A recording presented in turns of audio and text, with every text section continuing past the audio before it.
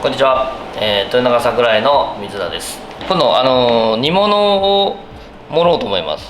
スーパーで買ってきたそのまんまの感じが今こんな感じですけど、このまま盛るとちょっと難しいので、ちょっとこう切り直すというか、和食の場合はお箸で食べますので、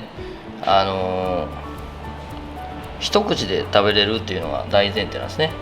で今日はこの1パックを2つに盛り上げようかなっていうので、まずちょっとこう一口大にカットする作業と、もう一個はちょっとね積み上げて高さを出してあげた方が美味しそうに見えます。ちょっとこう高さを出したで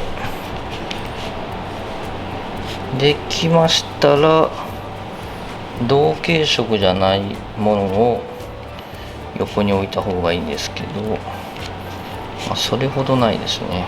でレンコ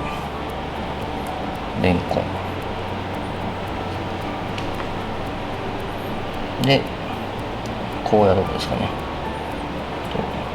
向こうの方をちょっと高くしてあげるのが大前提なんですけど、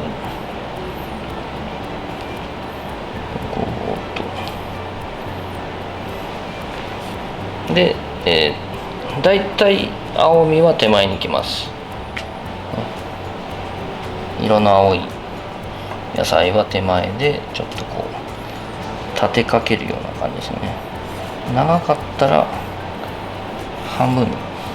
これも、中身がこう見えるような感じで、切り口が見える方が綺麗に見えます。ですね。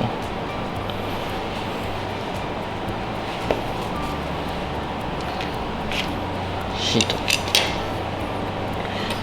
これは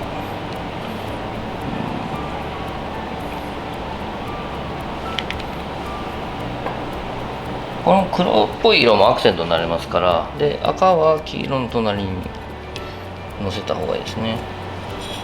で最後この上から、木の芽をちょっとたっぷりめにのしてあげます。こういう感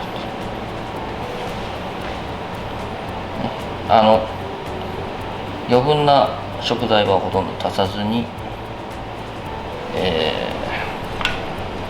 ちょっとした盛り付けのし直しだけでこんな感じになります。